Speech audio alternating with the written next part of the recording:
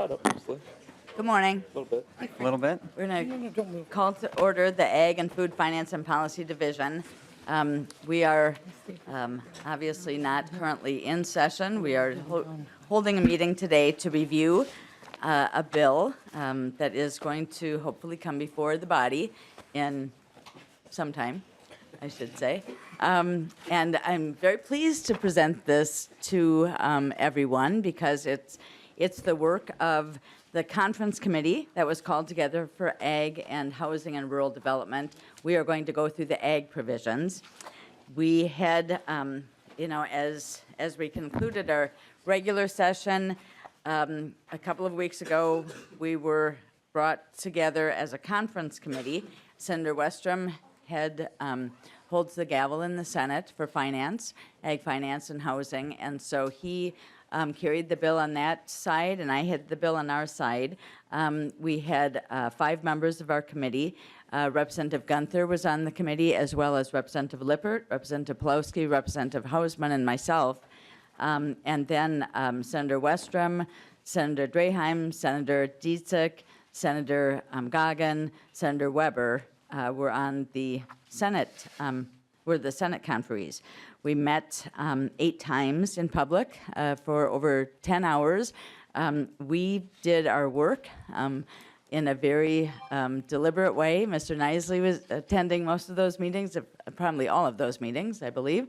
And we certainly had our staff as well, nonpartisan and other partisan staff. So we went through the side-by-sides and the spreadsheets. We went through the House provisions, the Senate provisions. We were able to adopt the same and similar provisions that early on in the process. We adopted the grain buyers and the bioeconomy. Representative Anderson had those grain buyers. That we made a few changes just based on the grain buyers task force, some additional things that they had suggested. The bioeconomy incentives, that was also passed. That was a bigger chunk. We were kind of happy when we were able to do numbers of pages at a time, so we were able to do that. We then, during the second week, adopted a lot of the housing policy. We don't need to talk about that here, but that was part of this bill, so we were able to do that as well. Probably some of the more controversial issues related to pasture land and pollinators, and so that was one of the final things that we were able to discuss, and we did come to some agreements on that and brought those forward and passed those. And then in the last, our last get-together, we were told that we would be able to have a budget and what the amount was. And so just for the sake of everyone's understanding, we had $4.51 million in the first biennium and then $3.9 million in the tails. So we had significantly less than what we originally had in the House amount, and then we had, and the Senate had more. So it was an opportunity for us to go through and find again some areas of agreement where we wanted to spend a little bit more money, and again, the House and Senate had a couple of different provisions that we were able to. I think we got a really good bill. I think for the Senate, they're happy with it. The House is happy with it, should be happy with it, because it's good, and it reflects the diversity of our legislature here at the House, the diversity of our committee, and the diversity of our who's in the Minnesota House, and it also is just a really good bill for agriculture. So I'm very proud of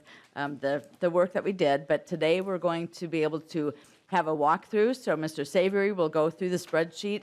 Mr. Sullivan will review the bill for us, and then we will allow everyone to ask questions, and we have some testifiers that will be able to speak to different portions of it. I will say, when you pull together the House and the Senate, and they have sometimes different philosophies and different views of things, but agriculture is a unifier. And it was really good for us to be able to come together and know that we wanted to have a good product for the people who give us our food and our fuel, and do the work behind the scenes, all of those in agriculture. So I think we have a good bill. I think the Production ag should be happy, certainly dairy farmers and corn and soybeans and everyone along the production ag side of things, as well as urban farmers and beginning farmers and farm to food shelf and farm to school and good food access, all of those things. So we combined a good bill with the House language and the Senate version, and combined our agriculture and food in a really good, strong way. So look forward to having our nonpartisan staff review what this bill is, and look forward to any questions you might have. So I will turn it over to Mr. Savory to be able to begin with the spreadsheet. Thank you, Madam Chair. For the record and for the tape, Ken Savory, House Fiscal Staff. As the Chair said, I'll be running through the spreadsheet, which I believe is in the front of the room, and members have it in their packets. I'll be specifically talking about two columns for this particular presentation. They're the ones all the way on the right-hand side.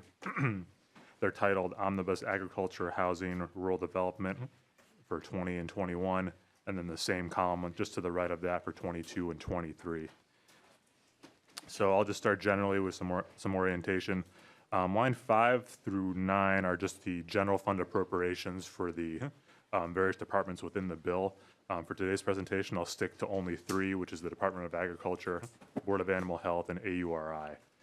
So in total, on line 5, in the 20 and 21 column, you can see that $107,617,000 is appropriated to the Department of Agriculture in this bill.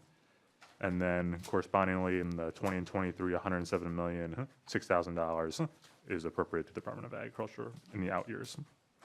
The Board of Animal Health receives $11,354,000 in the 20 and 21, and then $11,354,000 in 22 and 23. Additionally, on line 7, AURI receives $7.7 million in 20 and 21, and the identical amount in 22 and 23. One other housekeeping item all the way on the right-hand side. In 2 non-shaded columns, there are difference columns between this particular omnibus bill for 20 and 21 and compared to 22 and 23. So it takes the totals and compares those to the base. The next item that members will be familiar with is on line 14. This is Representative Anderson's bill regarding liquor stores that sell their own bagged ice. That is a negative $3 million loss to the general fund, and that language and thus general fund impact is in this bill. So that's on line 15. I'll jump now to the Department of Agriculture and proceed to the Protection Services Division. The first change item for that particular division is on line 55. The bill appropriates $250,000 on an ongoing basis to the incident management team. This is the governor's change item, which members heard about. The next change item is on line 57. It's for the noxious weed program, particularly the administration and staffing portion. It's $450,000 in 20 and 21 in each fiscal year, and then that appropriation decreases slightly in 22 and 23 to $225,000 each year. Line 58 is an appropriation to the meat inspection program. That's $150,000 each fiscal year in this biennium, and then in 22 and 23. Line 59 is an increase, is an increase to the industrial hemp development program, or an appropriation to the industrial hemp development program. That's $175,000 each year on a permanent basis. Line 60 is an appropriation for the critical core capacity for plant pathogens and pests.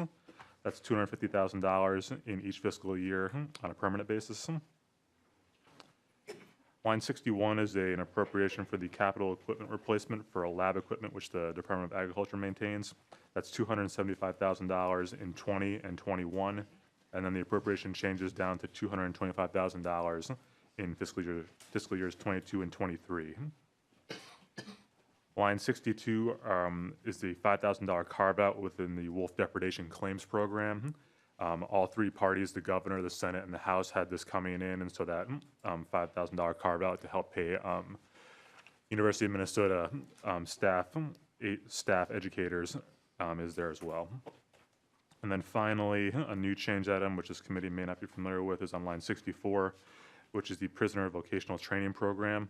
This bill eliminates that rider and program from the base, so at the negative $150,000 in each biennium. That concludes the Protection Services General Fund. We can flip the page over and I'll proceed to the non-general fund change items. Line 81 is a federal match for the meat inspection program. It's a one-for-one match, so it's $150,000 in 20 and 21, and then permanently into the 22 and 23. Line 82, is as the chair mentioned, is some spending related to the grain buyer examination fee. That starts in fiscal year 21 at $200,000 out of the ag fund, a statutory item, and that proceeds into 22 and 23. Line 83 is the extension of the AFREC grants program. That's $1.270 million starting in 20 and then going on into 22 and 23. And then line 84 is language related to the pesticide penalty enhancement, and Mr. Sullivan can go into that when he does his walkthrough. But that's just a small $1,000 ag spending that we're tracking for that particular language. I'll proceed now to the promotion and marketing division. Line 111 is the governor's change item related to the agricultural trade and marketing. So that's $100,000 in 20 and 21, and that appropriation continues into 22 and 23. Line 112 is appropriation for the farmer mental health outreach line. It's $50,000 in each fiscal year, but that is on a one-time basis, so that concludes in fiscal year 21. And then I'll jump down to the agri portion. I'm just going to talk about one item and then have a separate spreadsheet to go over with this. We'll do that at the end of the spreadsheet. And so the one item I wanted to make members aware of is on line 151, the Southern Minnesota Initiative Foundation grants, which were in this division before, have been moved to the admin section. And so 151 is just the accounting of moving that money from one section to another. And then on line 155, I'll go into this in more detail in a moment, is the increase to the agri program. So the agri grants in general, the agri appropriation, that's $157,000 in 20 and 21, and then $836,000 in the tails. And just for clarification, the agri program appropriation was not changed. It's still at a $9.3 million base going forward. Line 205 is the Min-State or Minsky Mental Health Grants. That's an increase of $137,000 each fiscal year in 20 and 21, and then the increase dips slightly to $125,000 in 22 and 23. Line 208 is the Farm Advocates increase. This was $47,000 in 20 and 21, and that appropriation continues, that increase continues into the tails. Line 209 is a reduction of the Center for Rural Policy and Development. Essentially what happens is that the center receives $150,000 in 20 and 21, but is now made one time by the fact that the appropriation discontinues in 22 and 23. Line 21 is an increase to the Second Harvest Heartland, specifically for milk grants. It's $50,000 each fiscal year. This was in the House bill coming out of committee, so members may be familiar with that. Line 212 is just the accounting of the Southern Minnesota Initiative Foundation grants moving into this division for administration, but that is made one time in 22 and 23, so it's only in 20 and 21 which the appropriation still exists. Line 214 is an increase to mail C. It's $15,000 each fiscal year on a continual basis. Line 216 is just an accounting note that the Second Harvest Heartland riders have been combined into one. That was in the House bill originally. And then finally, line 218 through 221 is recognition that a number of pasture grants in the administration division are made one time, and those ones that were made one time are the Northern Crop Institute, the Livestock Breeders Association, the Minnesota Poultry Association, with the only change being that an additional $1,000 has been moved into fiscal year 20, and then it's been eliminated going forward, and the Horticultural Society. So we'll flip the page and go through the Board of Animal Health and AURI. The Board of Animal Health received a general fund appropriation or increase on line 285 of $200,000 each fiscal year in 2021, and then into the tails for $200,000 for ag emergency preparedness and response. Flipping the page one more time to line 310 at the top. It's an operating increase for AURI. That operating increase is permanent and is $100,000 in each fiscal year. And so I'll ask members to flip the page all the way to page number 6. I just wanted to talk about some revenues and things of that nature. That begins on line 423. That just accounts for the revenue being received by from federal payments regarding the meat inspection program. Line 426 is additional revenue related to the grain buyer examination fee into the ag fund. It's $10,000 of additional revenue. Line 427 is just the extension of the AFRAC grants that I spoke about before. This is the revenue piece of it. And then again, revenue regarding the pesticide enhancement penalty fee. And then just on line 434, it's the general fund revenue related to Representative Anderson's ICE language related to liquor stores. And then if you flip to the last page of the spreadsheet, it'll say page 1 in the lower corner, just because it's a different spreadsheet. But we're going to talk about Agri. This is the spreadsheet regarding that. So line 3 lists the appropriation for Agri. As I mentioned before, the Agri program did receive increases, so the new appropriations for Agri are now $28,707,000 in fiscal year in 20 and 21. That's on line 3, and then it increases again to $29,386,000 in 22 and 23. Riders within the Agri program are starting on line 6 for county fairs, $1 million in each year. For the biofuel infrastructure cost share grants, it's $2.5 million in 2021, but then those increase to $3 million each year in the tails. Line 13 is the dairy production coverage, or the dairy appropriation or dairy carve out. On line 13, that's $5 million only in fiscal year 20. And then below that is on line 15, the innovative soybean processing and research. We heard a presentation about this in this committee earlier this year. That's $5 million, but in fiscal year 21 on a one-time basis. Additionally, the Minnesota Turf Seed Council receives $75,000 in each fiscal year in 20 and 21 on a one-time basis. Line 17 is the Greater Mankato Growth or Green Seam organization. They receive a $75,000 appropriation in fiscal year 20 on a one-time basis. And then jumping down to line 21, 22, and 24, urban youth agriculture is $300,000 each fiscal year in 20 and 21 and going forward. The same can be said for Good Food Access Program, $300,000 in 20 and 21 each fiscal year and going forward. And then additionally on line 24, the Farm to School Program, $400,000 in each fiscal year on a permanent basis within Agri. And so, Madam Chair, I believe that concludes the spreadsheet. And with your permission, we could probably turn to Mr. Sullivan to go for the language. Thank you, Mr. Savory. We will turn to Mr. Sullivan, and we'll be able to look at the bill. Mr. Sullivan. Madam Chair and members, I'll be working from the bill that's in members' packets. It obviously has not yet been introduced in the regular session, so there is no House file number. But in the top right, the revisor number for this draft bill is 19-5229, and it's dated 5/21 of 2019.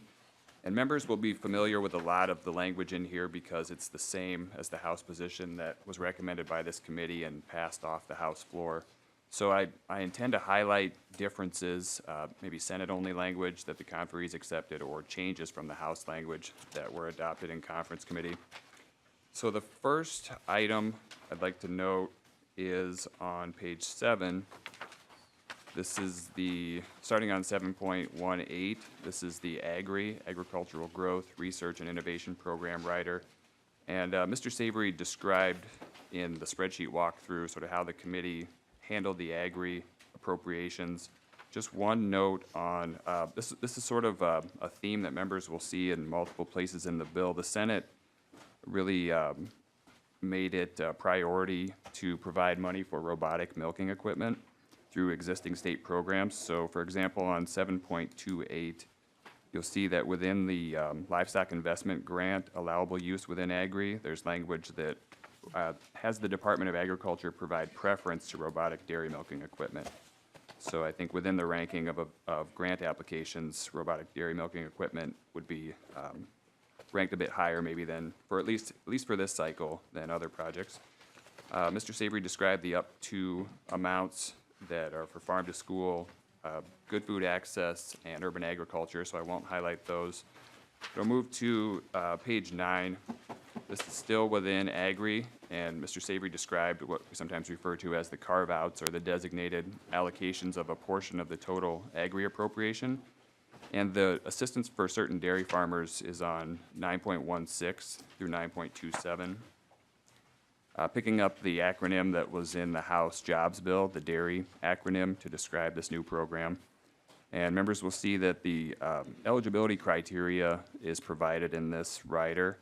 The money would be available to Minnesota dairy farmers who enroll for the full 5 years of coverage in the new Dairy Margin Coverage Program. That's a new federal program that's part of the 2018 Farm Bill that was enacted by Congress in December of last year. And the producers cannot have produced more, eligible producers are those who did not produce more than 16 million pounds of milk in 2018. And the payments that would be awarded by the department under this language are based on the producer's 2018 production and would be limited to the first 5 million pounds of production per producer. And the rate needs to be determined by the commissioner within available funding based on the amount of demand and interest among eligible dairy farmers. So the rate is not known at this point. Then on 9.28 to 9.29, Mr. Savory described the Senate position, which is in here in the bill before members, to fund at $5 million one time the innovative soybean processing and research crusher facility that this committee heard about earlier this year. And then the Greater Mankato Growth, the one-time allocation of $75,000 starts on 9.30.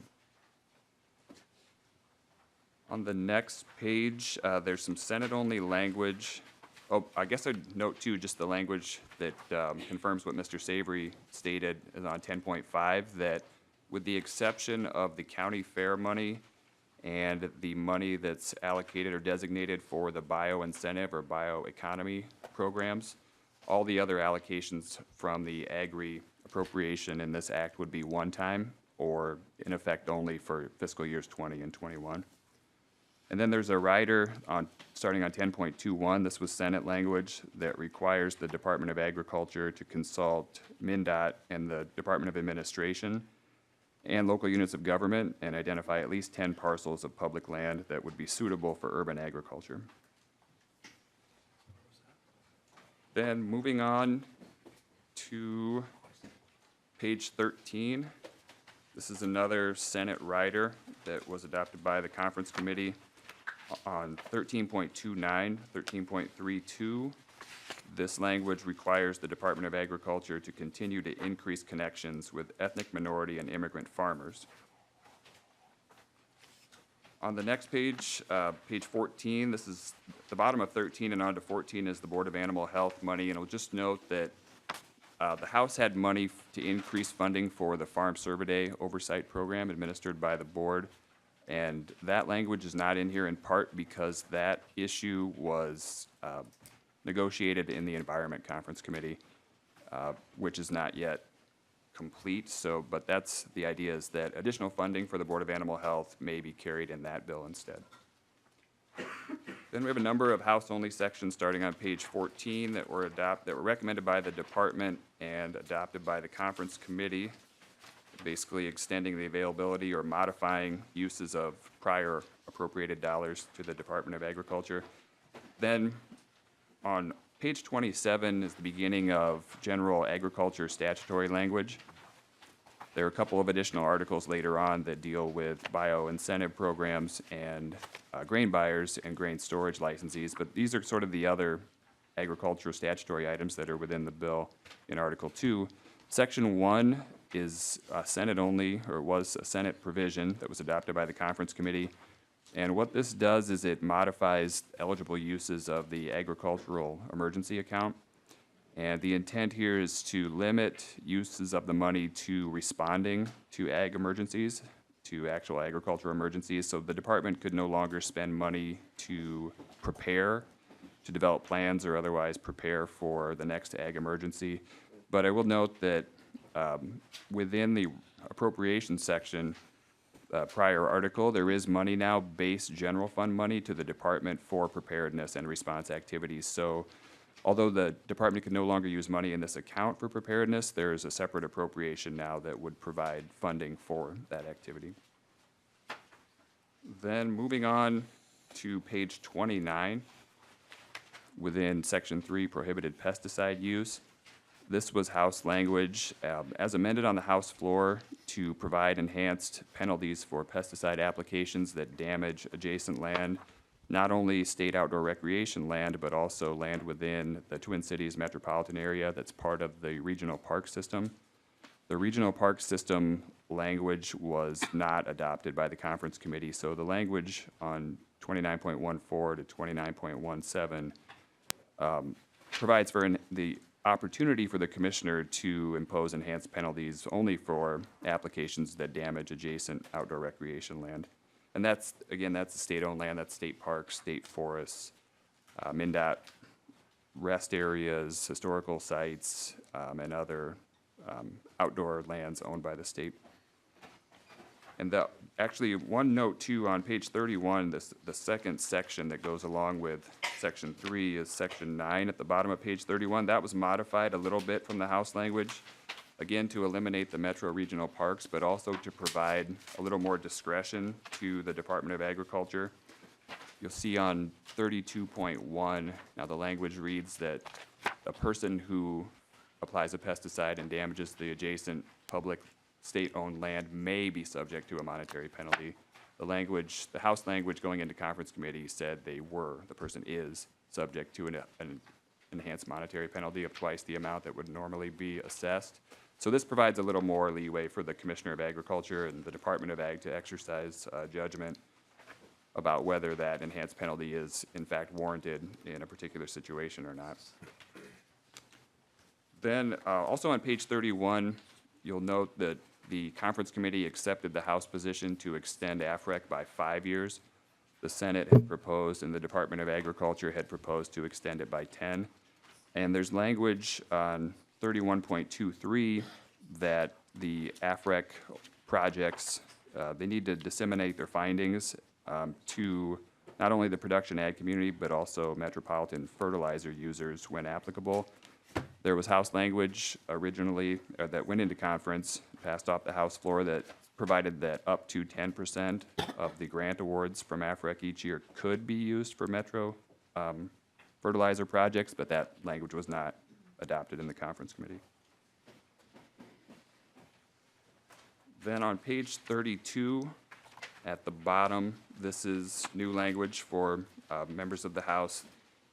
This basically, the Senate had language. They felt that the existing livestock expansion loan program could not provide loans to farmers who were looking to modernize, in particular, again, dairy farmers who might be looking for financial assistance to install robotic milking equipment.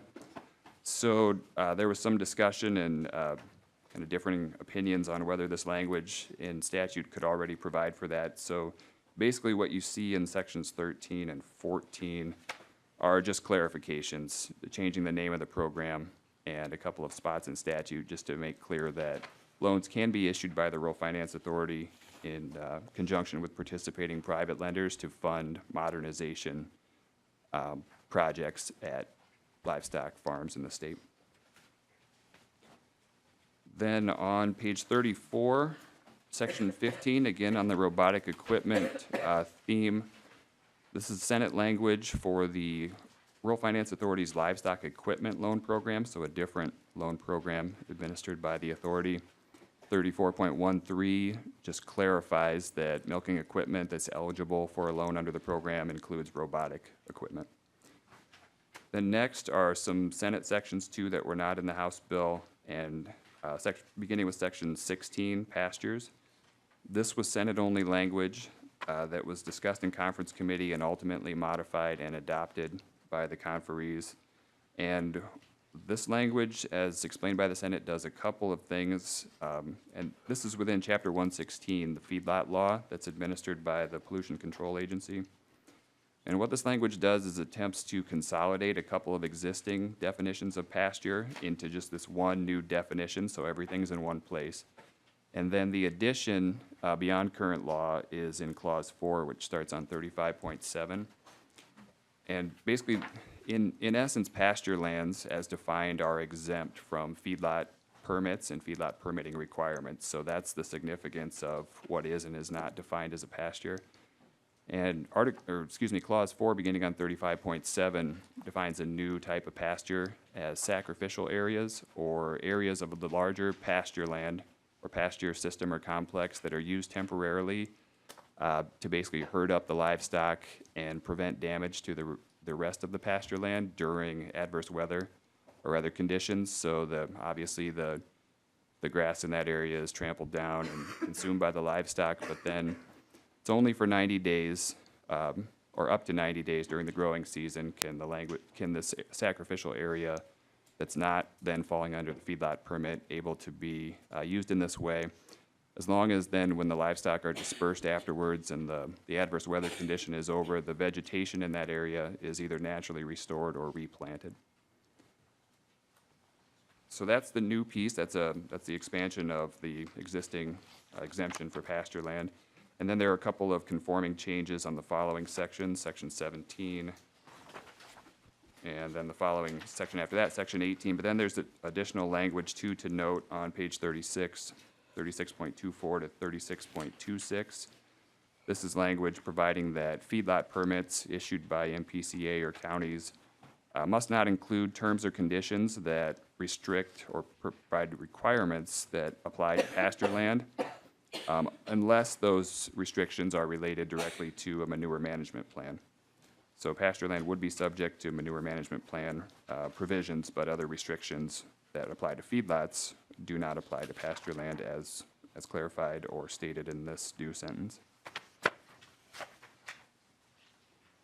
So then on page 38, you see just language eliminating, as I mentioned, one of the existing definitions of pasture that's now been consolidated. Same thing on page 39, lines 39.8 to 39.13. Then on page 39, section 19, industrial hemp rulemaking, both the House and the Senate in different bills, but in the same manner would provide expedited rulemaking authority for the Department of Agriculture concerning hemp rules that are, in this case, in this language, only those rules that are necessary to conform with the federal farm bill and the industrial hemp legalization language that was included therein. And as in the Senate proposal, this is temporary authority, and it would expire as provided on 39.19 on June 30th, 2020. So if the department were to do industrial hemp rules, additional rulemaking after that date, they would need to do it as part of the full and formal rulemaking process or propose to the legislature an extension of the expedited authority. On page 40 at the top, this was a House section requiring a report. There was just a terminology change in conference from beginning farmers to emerging farmers. And then section 22, members, what we call the House passed language that modified the pollinator-friendly nursery stock labeling requirements. The conference discussed that issue and ultimately decided to require a report and recommendations of the Department of Agriculture regarding its capabilities in that area with the laboratory equipment and also the cost to perform tests that would be necessary to verify and to what extent nursery stock had been exposed to certain pesticides. Then on page 40, Article 3 is the collection of changes to the three, sometimes referred to as bioeconomy or bioincentive programs, the Advanced Biofuel, Renewable Chemical, and Biomass Thermal Production Incentive Programs administered by the Department of Agriculture. This language is all the House position with one change in all three programs. I'll just highlight, the language is the same, but I'll highlight the language for the Advanced Biofuel Production Incentive Program on 42.2 to 42.5. In anticipation that there may not always be enough funding appropriated for these programs to fully pay all eligible producers at statutory levels, the current law provides that in that event, payments are to be made by the department on a first-come, first-served basis. The conference committee modified that as proposed by the Senate to say that in that situation, instead, there'd be proportional payments to all eligible producers. So they would all receive some amount of state assistance, but maybe not at the full statutory levels in the event there isn't sufficient money appropriated. And that, again, will apply to all three of the bioeconomy or bioincentive programs. On page 46, then we have language that members will recognize, the modifications to requirements for licensed grain buyers and licensed grain storage facilities or warehouses. These, again, were recommendations picked up by both the House and the Senate from an advisory committee that the Department of Agriculture convened after a couple of smaller elevators became insolvent in the state and did not have sufficient money or grain to compensate farmers. So there were a number of technical, stylistic differences that were sorted out in conference committee.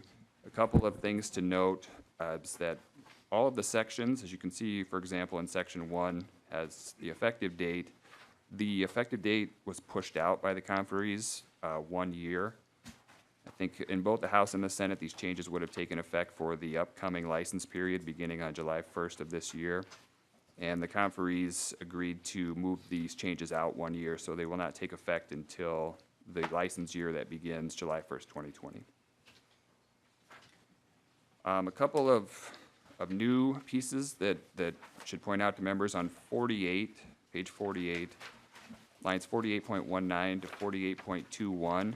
Both the House and the Senate adopted the advisory group and the department's recommendation to require annual inspections of licensed grain buyers and to establish a commensurate fee to pay for that activity. The department suggested and the conferees adopted language that would say that if a licensed grain buyer is inspected not by MDA but by the United States Department of Agriculture, that grain buyer does not need to pay the inspection fee to the department who would not be performing that activity. So that's on 48.19, 48.21. Then on page 51, skipping ahead, these are the new basically audit or CPA review requirements for the financial statements that are submitted as required to the department annually about the financial status of licensed grain buyers. The advisory group recommended a threshold of $2 million, and that was in the House bill. So grain buyers who purchased less than in the House bill, and as recommended by the group, $2 million would have to have their financial statements reviewed, which is a lower level of attestation. And those with more than $2 million have to have a full audit, which is more expensive, obviously. The conferees ultimately went with the Senate level, which is on 51.19. 51.23 of $5 million. So the threshold for the financial statement attestation now is at $5 million rather than $2 million. On page 52, this is still within the grain buyer requirements. 52.4 to 52.7, this was Senate language. And it requires the department to provide to licensed grain buyers annually information on the fiduciary duties of those who are responsible for management of the grain buyer operation. The idea being, I think, that they would make more responsible decisions or understand maybe their own personal liability if reminded periodically about their fiduciary duties. And there's a section later on that's going to require the department to, in conjunction with the Minnesota State Bar Association, to develop these materials. It's likely they don't exist right now, or something that's suitable for grain buyers doesn't exist right now. And then because the department can't make the licensee or the person who handles the license renewal distribute this information, then to the extent practicable, the commissioner is to direct the licensee to provide this information to all persons required to certify the financial statements submitted to the department. I should jump back because that's actually different from the House Bill 2. That's on page 51, 51.15. Under current law, the CEO of the grain buyer is required to certify that the financial statements are accurate. With this language that the Senate brought to conference and was adopted, also the members of the governing board of directors, if there is such a board for the organization, would also need to certify that the financial statements are accurate. So this new fiduciary duty information is intended to get to the CEO and the board of directors. So that's lots of language then is the same or just technically different from language adopted by the House. On page 57, getting to the end of the grain language, just a note on 57.13 to 57.14. The intent of this language is that the $5 million threshold, the financial statement review or audit requirements, the certification requirements are intended to apply to the separate category of licensee. These are the grain storage, grain warehouse licensees. So they would have the same, under this language, requirements regarding financial statements as the grain buyer licensees. They'd be uniform between the two categories or two types of license. Then the development of the fiduciary information that I mentioned for grain buyers and grain storage licensees, that's section 19 on page 57. And Madam Chair, that is the end of the agricultural statutory provisions. Again, the House had farm survey day language in its bill, but that issue was discussed in a different conference committee. Thank you, Mr. Sullivan. Any initial questions? Representative Brand. Thank you, Madam Chair. One of the initial questions I flagged on page 46. It would be section 12, subdivision 3, cellulosic forestry biomass requirements. Looks like the difference between what we had produced and what the Senate also produced and what the conference committee. We included on 46.9 tribal land. I'm curious to know whether or not the tribal authorities were vetted for this language change and if they're okay with it. I believe they were contacted and were made aware of it and were okay with it. Okay. Another question I had was on page 40. Section 22, nursery stock. So we're going from a change in law to, I just want to be clear, we're going from a change in law to a report. Is that correct? We are requesting a report rather than the original House provision. Okay. And then on page, let's see here, 34, section 16, it looks like we're making some pretty big changes to pasture lands. And I'm just kind of curious, we hadn't heard anything like this in our committee. It was only in the Senate, correct? Okay, all right. That is Those are my- correct. Those are my questions. Thank you. And we will probably hear some testimony from people that were more engaged in that, but I certainly can address that as well. Representative Hamilton. Thank you, Madam Chair. And Madam Chair, just Representative Anderson's also watching, right? He's trying to get his crops in, and Sure. he spoke to Mr. Nisley, and And Representative Anderson said something about using a pontoon, trying to get his crops in. So it's pretty wet out there, obviously. And so he had sent in a couple questions, one being on the dairy assistance, roughly what size of herd is eligible under that program? We are expecting that we'll have an additional $3 million coming from the jobs bill, so that would be a total of 8. So I think we are looking at, it will roughly be about the size that we initially had indicated, but I will make sure that the department can clarify that, because I Okay. think we were looking at around 500 to 750. But Okay. I'll see if somebody, 750 was our herd size, and I think that with this money, I think combined, I think we'll be able to reach that. Okay, thank you. The other question, or more, it looks like a comment, is that he believed he heard on the ICE bill, the revenue loss is 3,000 per year. He thought it was stated 3 million per year was the revenue loss, and so he just wanted clarification. Thank you for that on clarification. Yes, it's a very minor amount. It's $3,000. So yes, thank All you right. for noting that. All right, thank you, Madam Chair, and I have a couple questions or comments. Just when the agreed language, and you and I did speak about this, but there were a couple carve-outs initially in both the House and the Senate for agreed, and I just want to make sure, have those been moved to a different section of the bill? Thank you, Representative Hamilton. So the carve-out the Senate had was for the soy, so the soy crushers, so that is separate. That's under agri, now, rather than agreed. So if Right. people are following at home, that might be, there are two different things, but that switches there. And ours, we just reverted to the original language. Both sides agreed that we did not want to carve out or otherwise change agreed as it came originally before us. Thank you, Madam Chair, and that brings up a comment. Thank you for the agree language, AGRI, and I'll go back to when Representative Junkie or Chair Junkie was establishing the agri account. I would say that it was, I believe, from my perspective, the legislative intent to where the legislators could have more of an input on how those dollars were going to be spent. And I won't speak for everybody else, but I was critical of the department really having a tight stranglehold, if you will, on those dollars.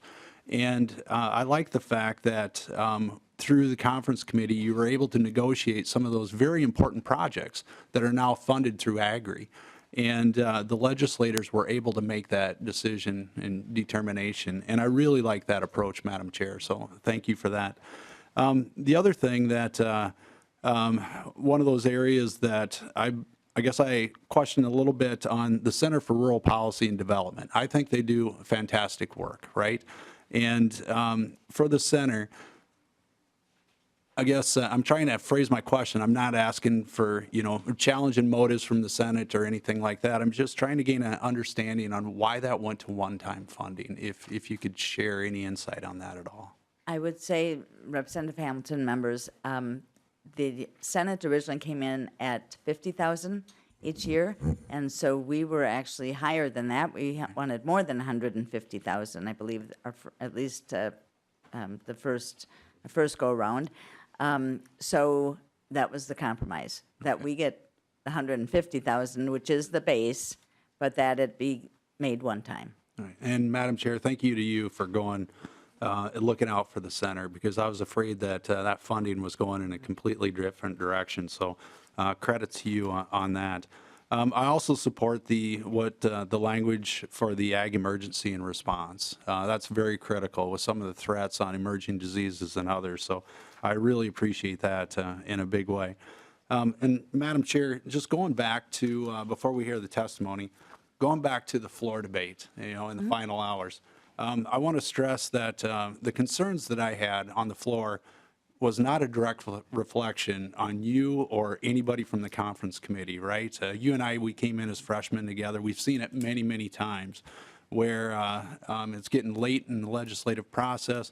The bills are finally posted or brought to light, and then we scramble to try to figure out what's in them. And I was not questioning or challenging, the trust in any way, shape, or form, right? That was not my intent. I was trying to read through the bill as quickly as I could, consulting staff, and then I had a number of members coming over during that process as well, asking what's in the bill or whatever. So so then I chose to stay off the board. That's what I said I was going to do, because in the event, which it appears like this is a very good bill, and in the event it was a good bill, I didn't want to be voting against it, right? And if there was something in there that I wasn't quite familiar with, then or didn't support, right? Because we may have disagreements, then I didn't want to be voting for something, not fully understanding what all was in it. And basically, it's more of a criticism of what has become systemic around here. Both Democrats and Republicans have done it. And hopefully, collectively, as a body, we can challenge all our leaders on getting the budgets negotiated in time to where we can actually have time to do our work. And I'm learning something here that this is very beneficial, having an informational hearing like this. And I would like to see that with every bill coming out of conference committee, if we could do that, to where we come back get the entire ag or health and human services or whatever, just to walk through the bill like this so that we can all be educated on what's actually in it. I really appreciate this process, Madam Chair. So those are, I guess, my questions and the comments at this time, and thank you for having this meeting. Thank you, Representative Hamilton. Representative Plowski. Thank you, Mr. Chair. And this is to Representative Hamilton's point, and it's also to the point of all of the members of the House. It's interesting that once we have a failure, there is suddenly a realization that we may need reform here. For the last 10 years, we have seen a struggle to complete sessions on time. This is the 17th special session in the last 21 years. So we have had failure after failure after failure, and when attempts are made to reform this process, nobody is interested at the beginning of session, and apparently everybody is interested at the end of session. So to that end, I am the chair of a subcommittee of the Rules Committee that was just created this session on legislative reform. I fully intend now to have hearings, and I would hope we'd have the participation, as we've had in the past, of the majority and minority parties, so that we would reform this body. I want to remind everyone, our constitutional responsibility is to pass a balanced budget. It is not to flood this legislature with thousands of bills that we have no capacity to hear or, frankly, even to process. So that we should start to take a look at what our constitutional responsibility is. This is one element of it, to make sure that this bill works, that this bill is part of a balanced budget. I'm taking the forum now, Madam Chair, and I appreciate it, to remind the body that we do need legislative reform. Thank you, Representative Plowski. And I think lots of nodding heads around the table, understanding that. And thanks for the note, too, about the staff and the strain that we've put on them. We worked until 4 a.m. We had Mr. Savory and Mr. Sullivan in the room with us. The Senate had their researchers as well. So we put them through that. And most of these people, this isn't their only committee. Just like our own staff, this isn't their only committee. So they also had to then go to another committee to go through another number of hours of managing the spreadsheets or writing the right language in. And so we have done that to our staff, and we expect them, to be able to respond very quickly and precisely. And I just want to again say Mr. Savory and Mr. Sullivan are two of the finest gentlemen that walk on the face of this earth. They are just wonderful. They are so calm and collected and helpful, and I know both the majority and the minority. As we have switched, Representative Hamilton, you mentioned we started at the same time. We've been in the majority and the minority, both have worked together, and we know the value of the strong, nonpartisan staff that we have, as we also have very strong partisan staff who understand the process and help us all to do our jobs better. And so I appreciate that. And I appreciate your comments, Representative Pawlowski, that this was an unfortunate situation.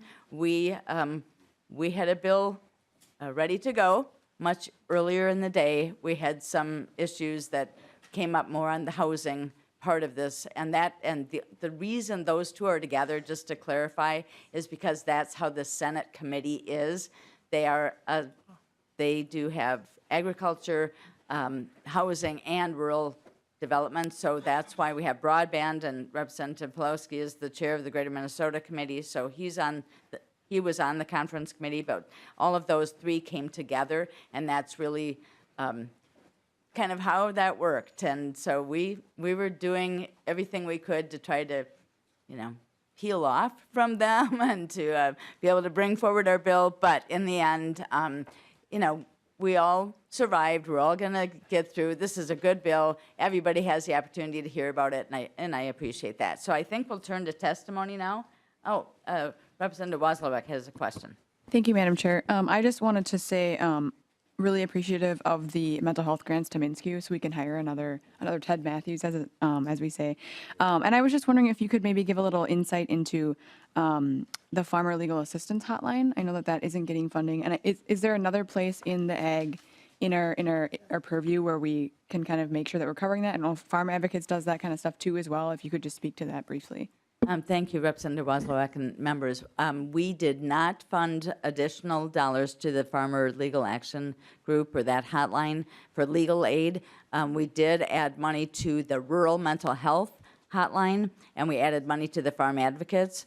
And those are the people that most directly are connected with farmers who may be struggling or looking at situations that they'd like to have some assistance with. So that was one thing that we were not able to get in conference. I don't see any other committee questions at this moment, so I think we'll turn to some of the testifiers. And I believe Commissioner Peterson is here if he wants to be able to start us off. Appreciate that. Welcome to the committee, Commissioner Peterson. We all need to know this about Commissioner Tom, as Representative Vang referred to him, kind of like that. He is an outstanding ag commissioner. You all need to be aware that he really did a very fine job of helping to mediate at times, helping to advocate at times, and helped us through this process as we came together between the House and Senate. So welcome to the committee. It's been a pleasure to work with you. Thank you, Madam Chair. Again, my name's Tom Peterson, and I serve as Commissioner of Agriculture. And I appreciate the opportunity to be here today to voice the administration's support for this legislation, and also just to echo the comments of the work that all the legislators, the chairs, put into the committee after being done this a different way for 17 years. It was interesting to come together to make hard choices with the money, the policies we had to work with. Again, Minnesota being the one state in the union that has a Republican and a Senate and a Democratic House. The nice thing about working in the agriculture space is, in general, we work really well together. And I think to better the lives of our farmers. And this committee, and we've talked about that for many times right now, as our farmers are struggling with the lowest farm prices that we have in 23 years, with a really tough winter and a very tough spring. This bill goes a long way to helping our farmers. And so I really appreciate the efforts that we put forward today. If you look at this legislation, it really encompasses all different types of agriculture. It looks at our priorities that we put forward as the Department of Agriculture, looking at what we were facing in the early session. So some of these things in the bill that I'd like to highlight is there's more money for the Department of Ag to help boost our trade program, both foreign and domestic, to work with our partners. We know trade is a huge issue And I'm very excited about some of the opportunities we have. You know, we're struggling with China obviously right now, but we're going to be able to reach out to some of those other countries, and we're doing that, and we're provided some opportunities in this. We also have a position that's going to be able to help us with boost our farm to school program. We have dollars to help boost our meat processing, which is something that we've heard that we need to try to improve our delivery and time, but there's just a demand. We've created a good demand for meat processing in Minnesota. There's dollars for hemp. Continue to grow our hemp program in Minnesota, and I really appreciate the legislature's continued willingness to invest in this. It's exciting. We're growing. We're nearing 600 applications this year, which is a tremendous boost. We see it. I get calls every day that we're continuing to do this. We have a continued support for our export certification program, which is very important for our farmers who are doing some different things. I'd like to thank the House and Chair Poppy especially for going to bat for some dollars for our lab, which many of you have toured. The Senate did not have any dollars for that. It's a tough one to, but it is very important, and so really appreciate that piece as well. Representative Hamilton mentioned our ag preparedness and being prepared for African swine fever, continued things like avian influenza, bovine TB. But the African swine fever is a big deal. And to have the money and the resources to help protect our pork industry. And it's not just our, you know, our concentrated farms, but it's also, it could affect our backyard farms. It could affect niche marketing. If it comes to the United States, it will affect the entire hog herd. And that's a big industry for Minnesota. And so that is very helpful. Also noxious weeds, Palmer amaranth, and finally, as Representative Wozlik mentioned and highlighted, to the increased funding for mental health. Incredibly important, as well as our farm advocates. There are some controversial things in here that the double penalties, the task force that was created for the nursery stock. The pasture language was something that the Senate felt very strongly about. It's a pollution control agency piece. From where the Senate started to where this language ended up is totally different. This is scoped very narrowly. It will help farmers who are facing an extraordinary position. And I've worked on this over many years. And so when farmers have flooded pastures and they want to save their pasture, they need a sacrificial area. There's going to be a determination of extraordinary, and it's up to 90 days and needs to be brought back. And it's up to 90 days. The extraordinary process may last 10 days. It's very going to be, in my mind, and after visiting with the people that helped us craft this language, is very narrow, but will also help our farmers as well. Finally, I'd like to highlight the grain buyers, a very important piece that was put in the legislation. I appreciate the legislators continuing to work on this. And finally, I'd like to highlight some of the things, again, that I think are important things that the department is, or the legislature is doing in this bill. We did increase in agri amounts allowable for farm to school, the Good Food Access, urban ag, and we are funding the Greater Mankato or Green Seam through agri this time too. But the really two big things that working with the Senate and the House through this process are the Soy Innovation Campus. We really feel like as an administration and working with the legislators, now is the time to take a big, bold step in this direction. With farmers who were calling me 2 weeks ago and really didn't like the $7 beans, and then last week beans went to $6. And we look at the value added operations, we look at that project, we look at what North Dakota is trying to do. Now's the time for Minnesota to take a shot at this. And here's the opportunity and a good plan. And so it's a bold step that the legislature is taking here to help our farmers. And I think that this project also could help our hemp, our Kernza, by doing different crushing and things as well. And then finally, I'd like to end on our dairy again. And, you know, we have to, you know, take a shot at this right now and really appreciate the effort the legislature put forward in this. And I will leave it at that, and glad to stand for any questions. Thank you. Anyone have any questions? Representative Brand. Thank you, Commissioner Peterson, for being here today. I had a couple of questions for you real quickly and just wanted to get your perspective.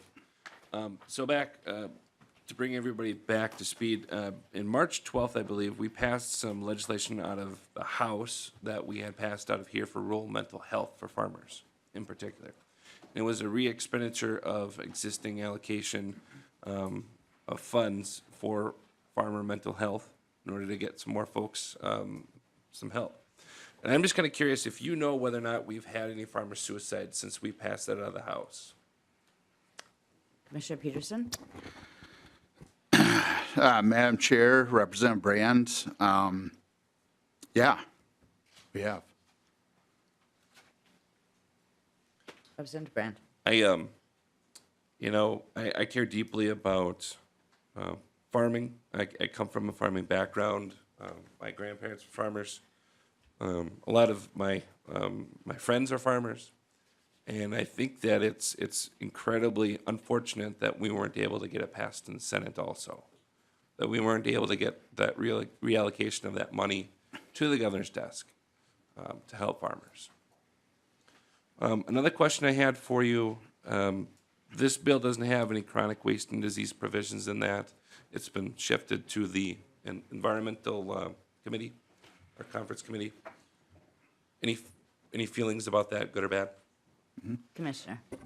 Madam Chair and Representative Brand, thank you for your comments. And I just do want to comment on the mental health a little bit further. And I appreciate both bodies working to come up with the ultimate dollars that we do have. Departments working with all our partners, with all our farm groups, legislators, to do what we can to make sure that we have help available to farmers. And we are seeing farmers using those opportunities. And so I think that we'll continue to do that as we are in this rough case. But I do thank the legislators for the action we're taking in this bill. On chronic wasting disease, I'd like to thank this committee. I'd like to thank Chair Poppy for her leadership on this really important issue. You know, basically, this committee did the work, and then it went to another jurisdiction. But Chair Poppy, we've stayed very engaged in that. Department of Ag, we talked about being a mediator. I feel like sometimes that's where between the Board of Animal Health and the DNR, but our agencies are on the same page, and we've been staying on the same page on, again, this is a big piece that's Minnesota's facing. And so we are being proactive on this. We are taking steps, and for those of you that are follow the environment bill, we did take some portions that the minority specifically brought up, whether it was ear tagging or some different things, and we're able to roll those into the final bill and compromise. You know, and I think, again, the word there on the chronic wasting disease is compromise, and we're going to be working with our deer farmers and our different programs that we have on some of the fencing requirements that they're going to have to meet. But again, a very important issue where, you know, I was in a lot of those talks and discussions, and we'll continue to move forward on that. Thank you. Representative Wozniak. Thank you, Madam Chair. Commissioner, I don't know if you talked about the capital money for the lab. Could you talk a little bit about kind of what your priorities are in terms of using what you're going to use those funds for, if you happen to know offhand? Commissioner Peterson. Yeah, and I don't have actually I might have my notes, but we have our lab director here, and if it's okay, I would like him to just come down and just say how we might use those dollars, why he's coming down. He is here, isn't he? Yeah, he is. Yeah. He's getting his, he has to get his notes, so. We also, some of the other pieces, we have money for a lab, but there's also dollars within like our meat inspection appropriation and our critical core that also work with the lab as well, so. Welcome to the committee, and state your name, and then if you didn't hear the question, Representative Waslow can ask it again, but. Thank you, Madam Chair. For the record, my name is Gary Horvath. I'm the lab director for the Department of Agriculture. And if you could repeat the question, it would be helpful. Yes, Representative Waslow. I'm just curious as to kind of what your top priorities are with some of the money to help with the lab. Mr. Horvath. So we have a capital equipment budget. Those are items over 30,000. That's inventory of about $6-7 million. Part of what the struggle we have is some of these things are near or at their life expectancy. We just got notice today from a vendor that the state is moving to Windows 10 and we can't upgrade the computer that drives that. So that's forced us. We've had a lot of security issues with Minute. Having to take equipment off the server, so it affects our workflow.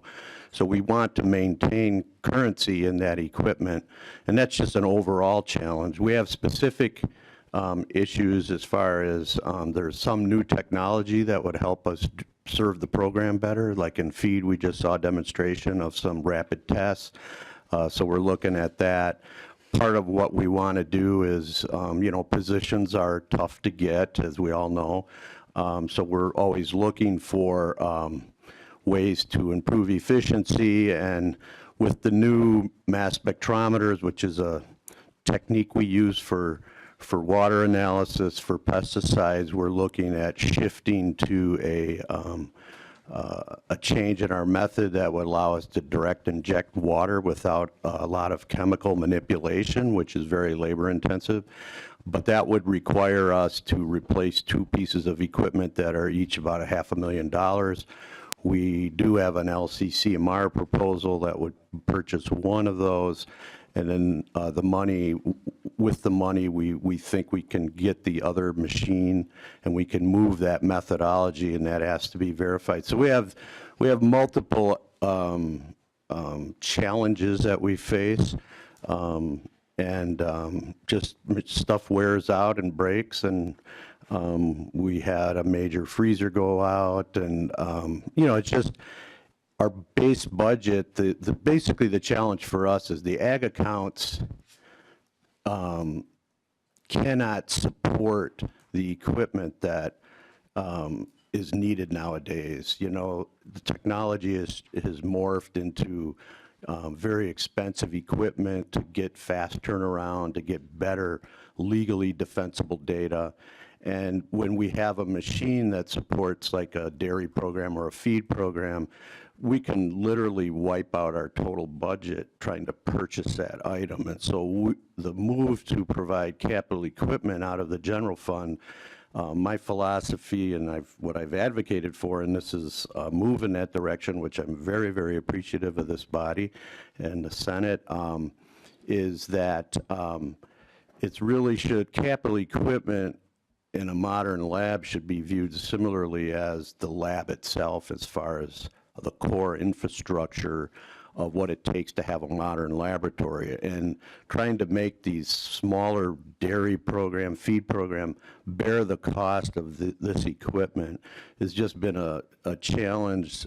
I've been here 34 years in June, and it's something we butted up against for years and years and years, and it's just getting worse every year. So we have myriad numbers of things that are past their life expectancy, so this money will allow us to replace that in a more orderly fashion. So I'm very, very appreciative of this. I was smiling for 2 days when I heard about it, so thank you. All right. Thank you, Mr. Horvath. right. Good to hear from you. Commissioner Peterson, Representative Keel. Thank you, Madam Chair. Commissioner Peterson, the conversation about mental health as a active farmer, There are a lot of things that create part of that problem, all the variables that you can't control, like the rain or needing rain. I talked to my father yesterday. He thought I was home, and we had a conversation. He said, "Oh, it's really bad. We need rain." And I was thinking, I'm pretty sure they're still trying to get it in the ground. But it turns out that a little ag lesson, when you plant in wetter soil, it dries out and gets a little crust. And so those little seedlings can't get through the ground, so they need a little rain, and which they got. And so they're busy putting soybeans in. But my point being is that there are things you cannot control. So it is really helpful that, as you know, to remove the barriers that we can for agriculture so that they can do what they need to do and do best. And I appreciate the soy innovation in this bill. It helps us to provide more markets. I look forward to seeing some. I'm really hoping we can get this done. I realize it's at the infancy stages, but I'm really hoping that to see this, because I think the research on what we can do with soy products to begin with, soybean products to begin with, and the work with the university. And I just see that as a real positive. And members, I would point out that that helps our mental health when we see an opportunity in another direction. You know, it helps us to not be so discouraged. Not to mention all the ag-related businesses around us that are also scratching their head going, boy, I don't know if I'm going to have a job eventually. And it's really important. It's hard to run that base. But I wanted to say thank you very much for your work. I appreciate it. You look like you might have even been in the field lately. A little tan? No? Oh, he's been inside too long, too. Thank you, Madam Chair. Thank you. Any other questions for Commissioner Peterson? Thank you again. So next we have Lorna Schmidt, I believe, will be coming up next. Oh, there we go. Welcome to the committee. Good morning, Madam Chair, members of the committee. My name is Lorna Schmidt, and I'm the Government Relations Director with the American Heart Association. I'm here today on behalf of our organization and partners of the Good Food Access Coalition to say thank you for prioritizing a reinvestment in the Good Food Access Fund as part of this year's budget negotiations. You are all familiar with the food access challenges that still exist in our state and the role that Good Food Access has played in helping to address them. Your support will ensure that that important work continues for the benefit of Minnesotans, our small food retailers, and their communities. So we greatly appreciate the commitment that you, that Commissioner Peterson, and MDA staff have shown for sustaining this resource, and we look forward to continuing to work with you in the coming months to support implementation and build upon the program's success even more. Thank you. Thank you, Ms. Schmidt. Any questions? I don't see any. Thank you. Next, I have Lucas Sjostrom.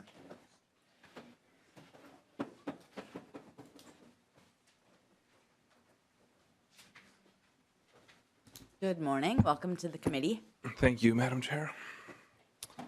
For the record, I'm Lucas Sjostrom, Executive Director of the Minnesota Milk Producers Association, and I'm here to also say thank you, especially to the staff. I was listening on the way in, and I don't know how you could not vote for this bill with Mr. Sullivan and others describing it in the eloquent way they do. Thanks to the staff at the administration in the departments we work with the most, Departments of Agriculture and MPCA. I look to this side of the room, and we have dairy is different. We work with all of these people in so many different ways, for better and for worse. And the same to all of you legislators. Representative Anderson, who I know is listening at home, woke up just a few miles from me. I don't know what he's doing fieldwork wise, but I hope he's making progress, because it is wet. So again, thank you on behalf of our 2,600 dairy farmers in the state that are remaining, and the roughly 700 members of Minnesota Milk. We're very appreciative of the Agriculture Conference Committee and your attention to our dairy situation. As you know, and we heard this morning, there's $5 million for dairy relief, and we also just got word that we believe the jobs bill's closed, as you had said, and it's $3 million there as well. And financially, that's going to be a little bit of help for dairy farmers. They're going to feel good. But one of the big reasons we felt really good about doing this is the mental aspect, as Representative Brand had asked earlier. Making this meaningful, which I believe is what $8 million got us to, that's also mental support. that you can't put a price on. And I mean, it's hard to make that argument, and you can't do it every day. But being that we are in the 5th year of a 3-year cycle down, which is a joke, but also true, we've seen upswings a few times on the horizon.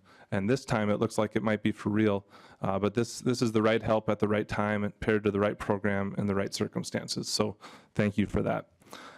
As you know, our farms dropped 10% year over year at the beginning of this year, and these historic closure rates, I'm afraid, are going to continue without some optimism. But I do think your bill does this, as I've been kind of quietly not getting people too excited and telling them this might be on the horizon. Our co-op processor managers, our other processors, our dairy farmer leaders, they think of their neighbors. They usually don't think of themselves. My board, which is pretty representative of the whole state, but as you can imagine, larger farmers have more time to commit to a board because they have more resources. So we skew a little bit larger, but really try hard to represent every dairy farm in the state. Half of them are not eligible. And they're so pleased that this is going through because they're thinking of their thinking of their neighbors, thinking of their vendors who are waiting to get paid. So we don't mean to ignore the price or economic hardship going on in other parts of the agriculture economy, particularly with the wet weather that this spring planting season has brought. But we're in gut check mode in our industry. And so we're, as we've said before, searching for a hand up and not a handout. We have a lot to look forward to when the milk price recovery happens and our infrastructure and efficient Minnesota cows and bountiful and affordable feed and forage grown here will once again flourish. And with the tariffs coming off in Canada and Mexico, that's other good news for this week. And so hopefully good things come in threes. And I think you have the other two embedded in different parts of this bill. The $5 million provision in the conference committee report helping provide Minnesota dairies producing 16 million pounds of milk and below with small incentive payments to encourage their participation in the new/revised federal dairy margin coverage or DMC program is going to help. And it's going to incentivize participation and literally ensure the state of Minnesota. So we are proud to be Minnesota Milk, proud to have worked with you, proud to have worked with the excellent staff in our administration, and we certainly need this and feel it is fully warranted. So in summary, we cannot thank the committee enough for dedicating these dollars and following this approach to supplement the dairy margin coverage program. I thank you, Madam Chair, for the time at the beginning of session to kind of lay this out, and I hope that helped explain the situation, especially for some of the new members who haven't been through the ag policy before. But again, every little bit will help at this point. Thank you. Thank you, Mr. Sjostrom. Representative Brand. Thank you, Madam Chair. Mr. Sjostrom, just out of curiosity, you had mentioned 10% year out of year. Do you have any numbers for this year about how many dairy producers have left since the beginning of the year, the last 5 months? Mr. Sjostrom. Madam Chair, Representative Brand, some of your staff have asked that same question, and trying to be truthful but also eloquent in that answer is really difficult based on the numbers we have. Our inspectors in the state of Minnesota visit each farm around every 6 months, and so our numbers are always lagging. So we know it was 10.1% on January 1st, but as the inspectors department can tell you, they have seasonal herds come back on. So you pretty much have to look at year over year, and that's been about 270 since the beginning of the year that we've lost on record, I believe is the number. But it's more than that on a seasonal basis. Also, I do think that some people are waiting for this federal portion of the insurance because you can sign up the first day and quit. I've received several phone calls that people will probably be doing that. So I know there's many people who plan on June 17th, the day of sign up, to go into their FSA office, sign up and quit. And that's not, we've captured in that program that that's not how this is going to work, but I do see that on the horizon. So close to 300, it may be more. Okay. Thank you very much. Thank you. Thank you, Mr. Sjostrom. Appreciate it. Mr. Laurie. Welcome to the committee. Thank you, Madam Chair and members of the committee. For the record, my name is Stu Laurie, Government Relations Director for Minnesota Farmers Union. And just want to take the opportunity to briefly thank the committee, staff of the department, and all the members for all the hard work on a bill that we're really eager to see move forward and feel like is a really positive step forward for farmers of all kinds and sizes at a time when a strong agriculture bill is really needed. Commissioner Peterson, alluded to this study, but we saw that study from the U that showed that on-farm income last year was $26,000. It was a median of $26,000. So a strong ag bill is so needed. And I'll just take the opportunity to thank you specifically for a few things that I've heard from our members as we've talked about this bill in the past couple months, and those are first and foremost the investments in farmer mental health and rural mental health, and the Farm Advocate program are so important. Additional funding for meat inspections to get rid of that backlog, grants in the noxious weed program, investments in hemp, investments in developing new markets, including farm to school. And finally, what Lucas so eloquently talked about, and that direct relief for dairy farmers will be so important to our members. So of course, hard choices are needed to get to a bill like this, and there are some things that we'll want to work on next session. Representative Walswick, you talked about the farmer legal assistance, and that's something we will want to pick up on. But bottom line, we're eager to support this bill, feel like it's a huge step forward, and want to thank you for all your incredible work on it. So thank you. Thank you. I don't see any questions. Thank you. Thanks. I have Paul Sobosinski next.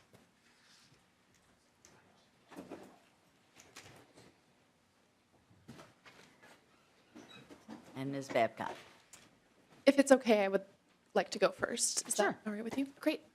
Sure. Madam Chair, members, thank you for the opportunity to speak this morning. My name is Amanda Babcock. I'm the state policy organizer with the Land Stewardship Project, and I'm here on behalf of our 4,300 household members across the state. On behalf of our members, we want to thank you for the good work that you have done this session. We're really excited that this committee has recognized and invested in emerging farm-to-school markets.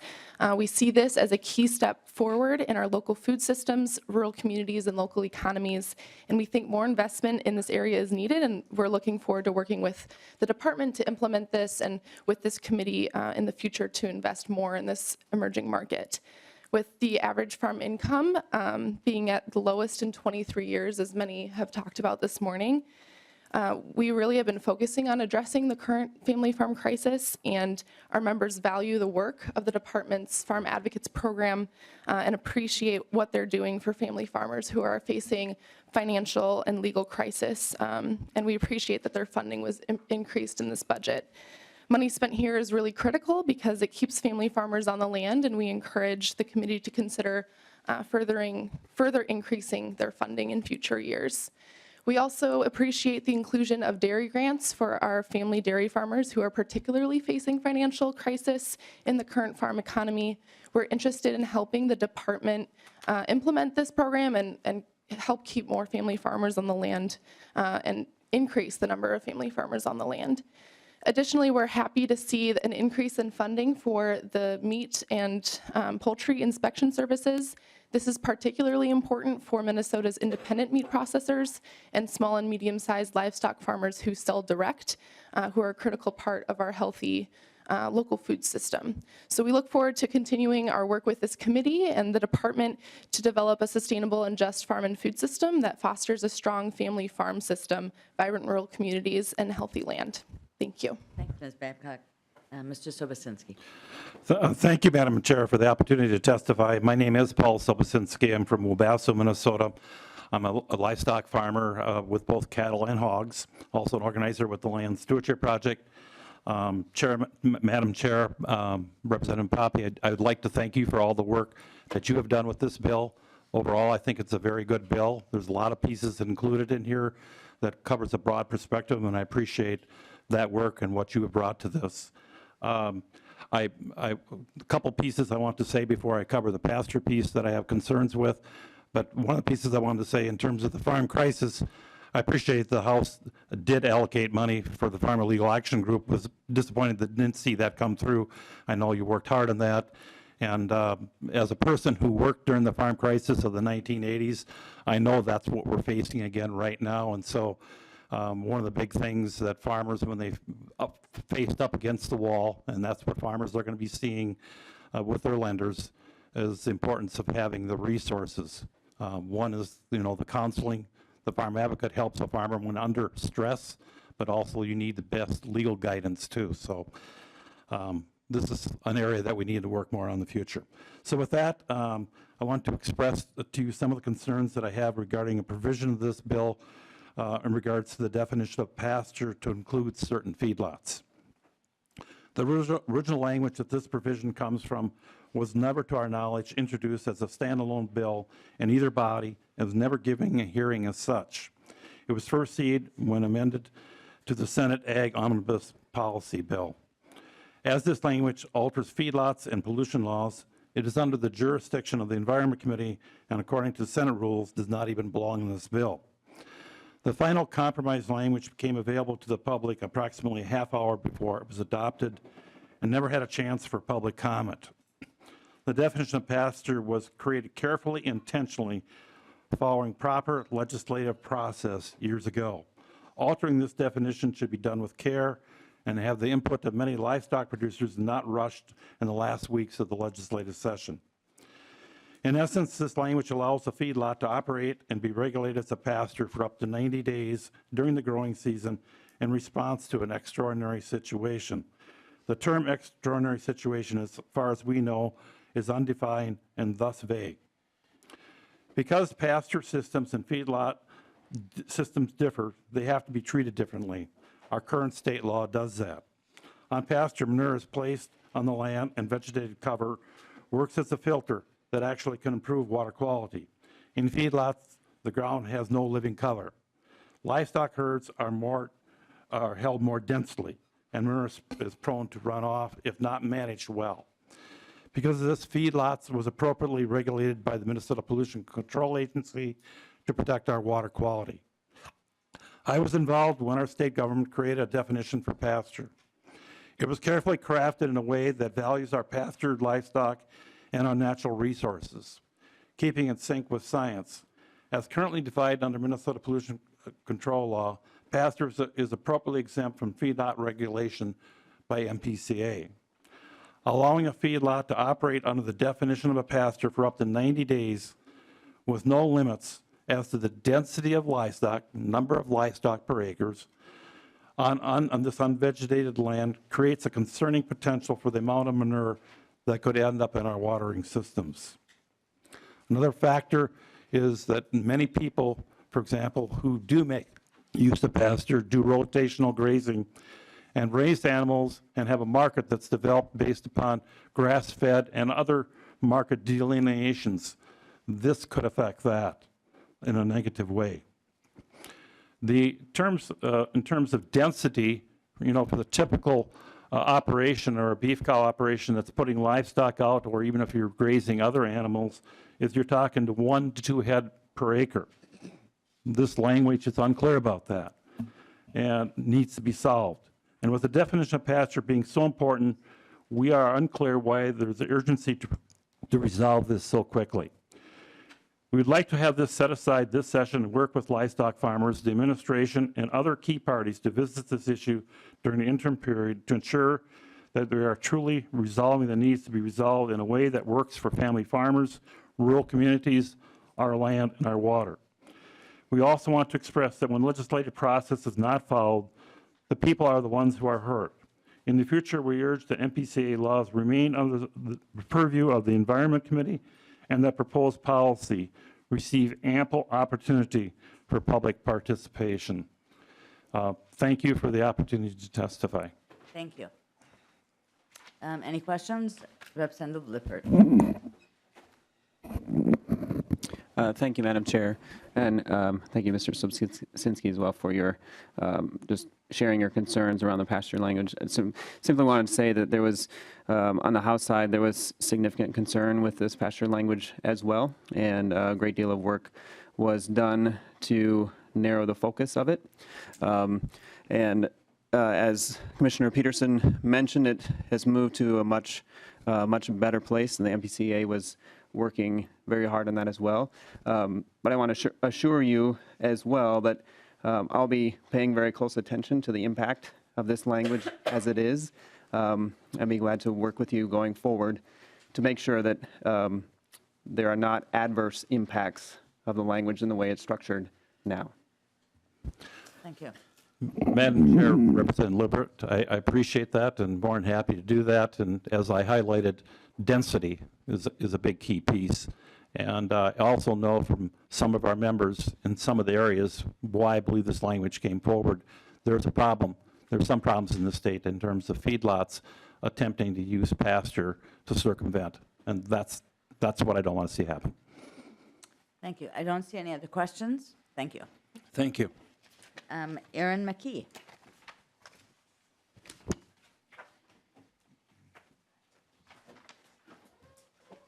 Welcome to the committee.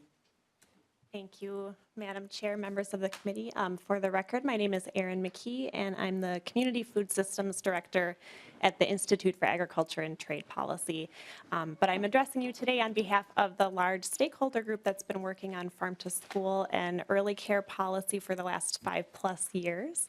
And we also wanted to say thank you so much for including support for farm to school and early care in this bill, especially the marketing position, which explicitly calls out some support for farm to school. We really think that that is a needed centralized support that will really make a difference for farmers to connect to these markets. And also, of course, in Agri, that there is inclusion of money for a grants program and also the opportunity to potentially pilot a program where we would actually reimburse schools and early cares for their purchases of local foods. And this is something that we've seen in a lot of other states. They've been trying this, and I think it's a good opportunity to pilot it, to gather information and kind of see how this might work in Minnesota. And I think it could be a really good opportunity that would be really good for everyone involved and will be a major step forward to support growing our farm to school and early care programs. And I really want to thank the department for being open to potentially piloting that program, and to thank this committee for including us in your version of the bill, and then for Chair Poppy for all of your work in the negotiations to keep that in there, because we did not get included in the Senate version. So we really appreciate all of the work that you did to do that.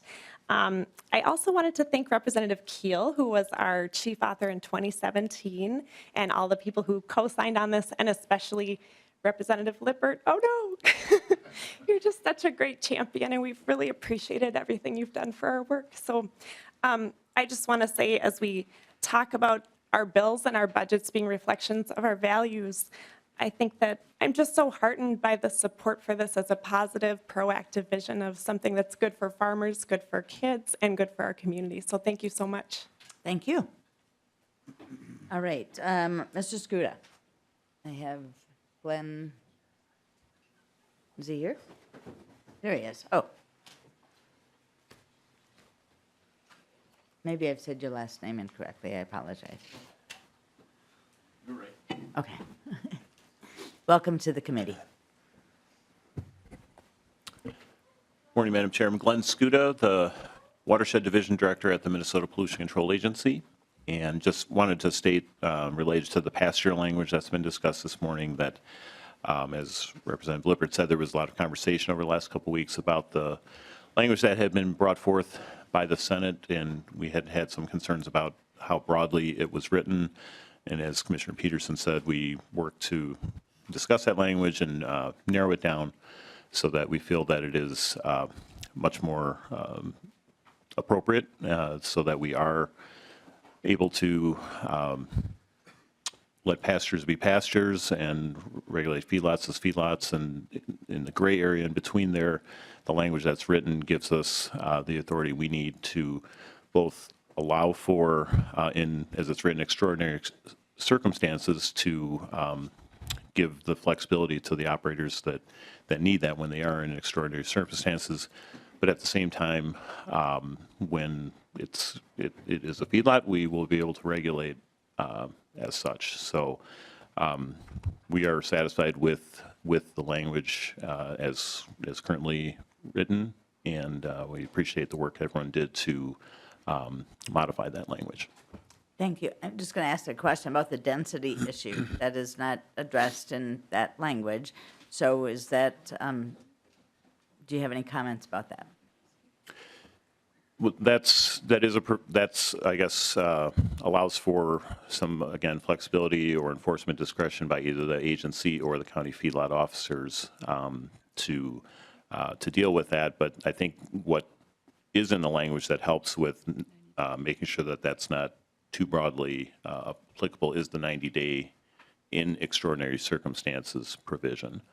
Otherwise, that is what basically defines the feedlot is the density issue. And if there's an operation that is over the limits for the number of animals for the area being used, they're going to be regulated as a feedlot. If it's a grazing operation that is truly operating as pastures, they will be exempt as pastures.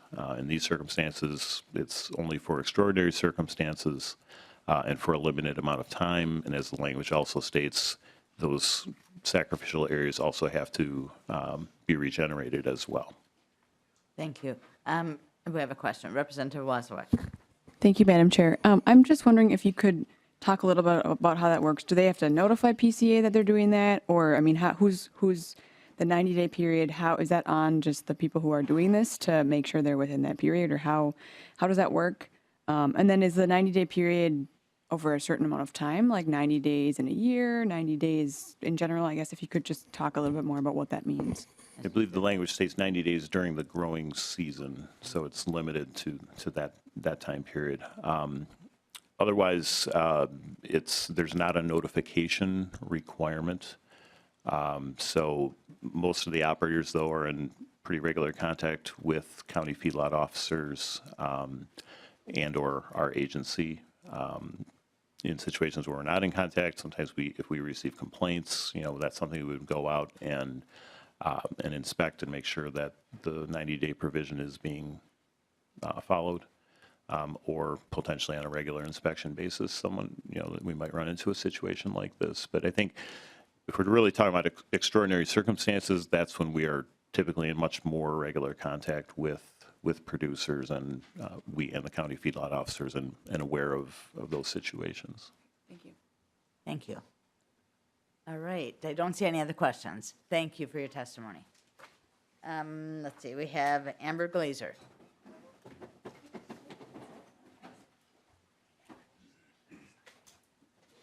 Welcome to the committee. Thank you, Madam Chair. For the record, my name is Amber Hansen Glazer. I'm the Director of Public Policy for Minnesota Farm Bureau. I just wanted to take this opportunity to thank you, leadership in this committee specifically, Chair Poppy, members of the conference committee, this committee as a whole, and members of the Department of Agriculture for all your hard work and leadership in getting a bill done, almost on time and full of compromise. I think it's reassuring to farmers to see ag getting their work done again this year and making sure that they know that members of this committee and over in the Senate really have their best interests in mind.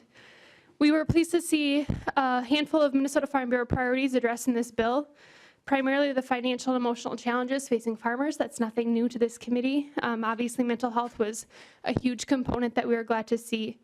We're also excited to see that there are provisions that are intended to help ag move ahead during this time. It's one thing to address the current emotional challenges, but also glad to see that there are provisions that will help agriculture move out of these rough economy.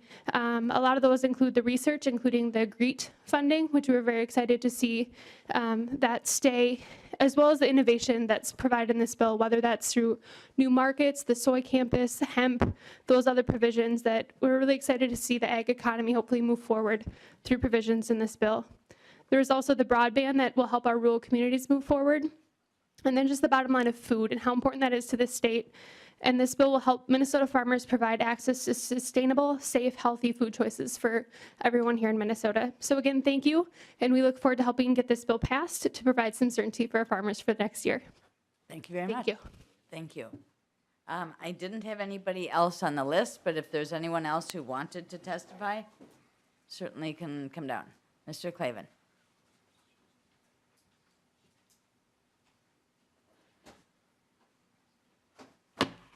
Good morning. Thank you, Madam Chair. For the record, Bruce Clavin, I represent Minnesota State Cattlemen.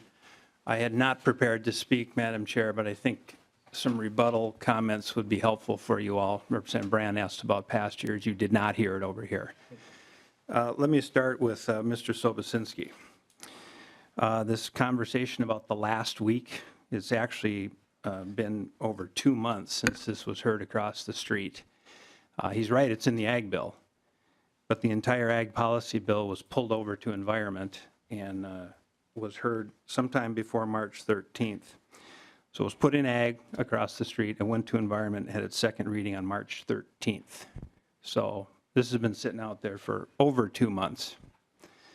He's correct in that the last week, as with a lot of the provisions, were done in the last week. But the pasture issue has been sitting there for over 2.5 months. Well, over 2 months, almost 2.5. What you see in your bill is actually a combination of definitions that were done in 2 separate chunks. Lines 34 to 0.24, the first sentence, that was done in somewhere around 1998. The reason we had to do that in 1998 is because the first draft of the 70-20 rules at that time, the government was trying to regulate all animals. And we argued that pastures are not feedlots and should not be part of the feedlot rules. So we had to go to the legislature and specifically say in state law that pastures are exempt. A few years later, somebody put cattle out on a cornfield to eat up the stubble. Is that a pasture or a feedlot? So we had to come in with the second definition. That was somewhere around 2001-ish. I know I'm on the record, but that's my recollection. And that's where you see on lines 34.28 this stuff about the growing crops during the season. That was to cover the cornfields. So we had to specifically come to the legislature and say that a cornfield is not a feedlot. So these definitions here, you'll find later in your bill on pages 38 and 39, they're simply combined here, including all the stuff at the top of 35 up to 35.7. 35.7 to 13 is the new stuff, sacrificial area. There are conditions, as has been discussed here this morning, extraordinary, 90 days, and so forth. A key phrase here is line 35.11, restored or replanted. You have to put the grass back. It's not a permanent feedlot, it's temporary. That apparently has caused a tremendous amount of heartburn. You'll also see on 36.24, pastures are exempt from the rules authorized under this paragraph. That was the 1998 sentence. What happened to Senator Westrum's constituent is covered in the rest there. Apparently, the government was holding up his feedlot permit over an alleged pasture violation. But since pastures are exempt from the rules, you can't really have a pasture violation. So this says you can't really hold up the feedlot permit over a pasture. They're exempt. That's the effort on that line. Again, lots of heartburn. I don't know what it's about, but that's what the effort was there. The final thing the committee should know is what was dropped. There was a third piece that Senator Westrum initiated here, and it's on the side-by-side R18. The sentence said, the natural deposit of manure by livestock on pasture, which would be the land, not the water, on pasture, shall not be considered a discharge into the waters of the state and shall not be subject to any fine or penalty. That sentence was dropped. I can only assume that the natural deposit of manure on land is a violation of the Clean Water Act, because when you say it, everybody got upset. So that's our perspective on what happened here with this pasture language. Representative Lippert, the temporary vegetative recovery, restoration, all has to happen. They have to put it back. That was one of the key pieces to make this work. Thank you, Mr. Clavin. And just as a follow-up on that, it is very clear, just to read it out loud for people, that in sacrificial areas that are part of a larger pasture system are used to temporarily accommodate livestock due to an extraordinary situation for as short a time period as possible, not to exceed 90 days during the growing season, are used to protect other pasture areas when adverse soil or weather conditions pose a risk of damaging the pastures, and on which the vegetation is naturally restored or replanted after the adverse soil or weather conditions are removed and the livestock are moved to the other areas of the pasture.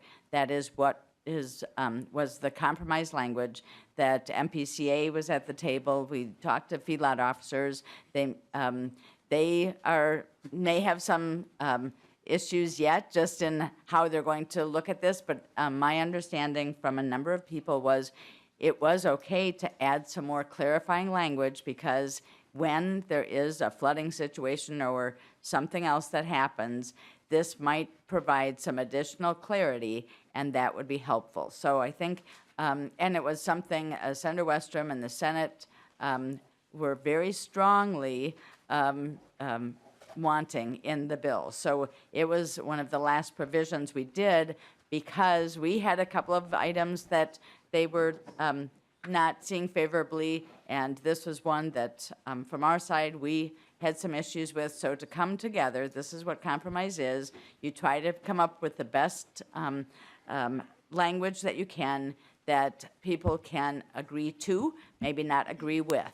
But I do think that we worked a lot of hours on this and tried to get to this point. And so I appreciate, Mr. Clavin, your comments about this. Mr. Clavin. Yeah, thank you, Madam Chair. That's the point that you just read.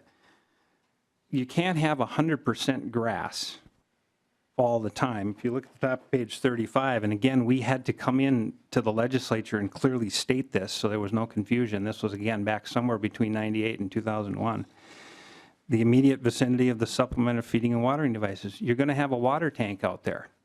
They gather around the water tank. They're going to trample it down. We had a debate with the PCA back then about whether that was still a pasture or not. We had to come in and say all those first three things on the first few lines. Chutes and corrals. We had to specifically come to the legislature and state that those do not ruin your pasture exemption. And so the sacrificial area language you just read is on the same vein. I would think with land stewardship projects, use of grazing in pastures, they would be all on board this conversation about pastures. They use pastures a lot. So. Thank you, Mr. Clavin. And just to clarify again, MPCA was at the table and did approve this language in, as we came up with the compromise. So I appreciate that we've had a lot of discussion around it, even though it wasn't something that we had heard in the House. It was something that we needed to make sure we made it through in this bill. And so thank you for your comments today. Thank you, Madam Chair. I don't see any other questions from committee members, but we have maybe another person who wants to testify. So welcome to the committee. Madam Chair, members of the committee, my name is Don Arnosti. I represent the Isaac Walton League, and I don't want to take a lot of your time, but I do want to say the words forever green. And I want to say that while I was listening to everybody's agreement about how supportive this is for diverse agriculture, I do want to express the disappointment and the aspiration that this committee will invest in and take a look at that program that is seeking to diversify the crop system so that farmers are not so dependent on just a handful of crops whose markets right now are not good. And we hope that in the future you'll have the funding to be able to invest in that University of Minnesota research and crop diversification program that we think will benefit farmers. Thank you. Thank you, Mr. Arnasti. You're probably following the Legacy Committee. I am following the Legacy Committee, and I do know that they have, Madam Chair, $4.3 million in there, at least in their proposal at this point. That's what I believe is true. So just want to make sure it's Forever Green didn't drop off the completely off the list. It was did find funding in another committee, and as much as possible, we tried to reach out and get what we could in this bill as well. But it did find a home, at least through that process. Madam Chair, thank you, and we do appreciate that. But I do think the leadership of the Agriculture Committee is important when you're talking about a primarily agricultural program. So in the future, if it's possible, even a modest investment is a signal that this is important to other funding sources as well. Thank you. Thank you. Representative Wozlowiak, I might have missed you previously. Okay. I wasn't sure if I had or I called on you. I'm sorry. Any other comments or questions? Any other person in the audience who wants to speak and raise any awareness that we might have missed or concerns, or issue, again, some strong, wonderful support for this very good bill? All right, I don't see any, and I don't see any other comments, so I think with that, we have nothing further before us, so meeting adjourned.